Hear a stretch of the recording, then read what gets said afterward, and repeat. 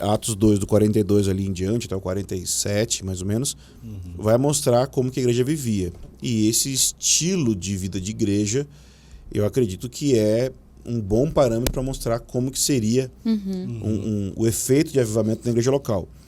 Mas também você vai ver um número grande de pessoas convertendo.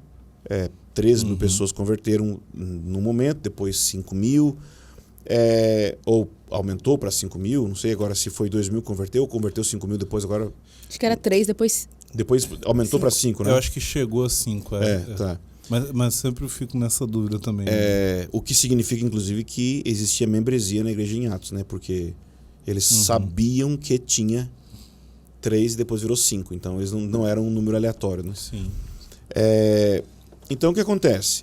Isso são sinais reais de avivamento. Que pessoas converteram, mas essa conversão levou eles a viverem um estilo de vida coletivo, corporativo da Igreja de Jesus. Sim. E aí o efeito disso na sociedade, né, que é o que muitas pessoas vão falar, não necessariamente vai acontecer. Por quê? Porque em Atos você não vê uma transformação da sociedade. Sim. Você vê uma sociedade perseguindo essa igreja que se levanta. Ainda que também existam, né, não é só ou uma coisa ou outra, porque você vê que a igreja, ela contava, agora não lembro exatamente como é que diz o texto, com a mas graça do povo. Então, assim, existia um efeito. E no avivamento em Éfeso, por exemplo, Atos capítulo 19, existe um efeito social. Porque tem ali um número grande de livros de magia que foram queimados e tem um impacto até na questão econômica. Isso, então... E logo depois tem um efeito negativo mas na sociedade. Isso quer dizer, mas mesmo assim a sociedade se levanta contra Demétrio lá, faz toda uma junta e eles ficam 2 horas gritando sobre Diana dos Efésios. Né? Então, o avivamento é esse derramar, mas ele é precedido por uma busca e depois o efeito é a sociedade convertendo, ou seja, a conversão na sociedade é o que eu gosto de chamar de despertamento. Por quê? Porque o Espírito porque o Espírito sendo derramado, ele não é só derramado sobre a igreja, ele é derramado sobre uma região. Tem essa questão geográfica, né? Sempre nas histórias de avivamento a gente vê que é geográfico. Então, sobre a igreja existe essa renovação, esse amor por Deus, mas sobre a sociedade tem essa sensibilização da consciência para a existência de Deus. É consequência de uma igreja viva naquela região, né? Mas eu acho que pode acontecer simultaneamente.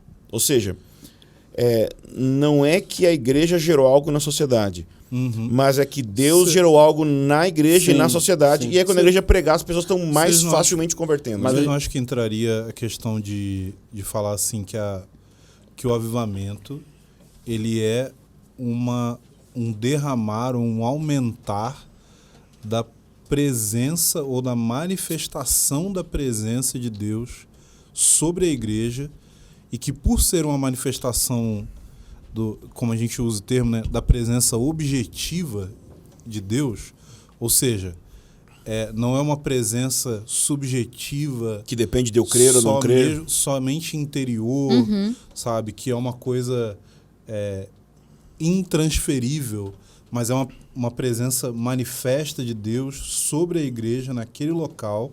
E pelo fato de ser essa presença objetiva, ou seja, é algo fora, é algo que não pode ser necessariamente negado, isso daí atinge a sociedade que está naquela região. Então, independente da igreja estar lá, lidando com as pessoas, como a gente tem os relatos de Azusa, né? A gente tem pessoas falando, passava em tal lugar e de repente eu me senti atraído por aquele lugar. Eu gosto do exemplo de Paulo. Ninguém encontrou Paulo. Não tinha ninguém pregando. Mas porque tinha um céu aberto sobre uma região, porque tinha ali um derramar sobre uma região.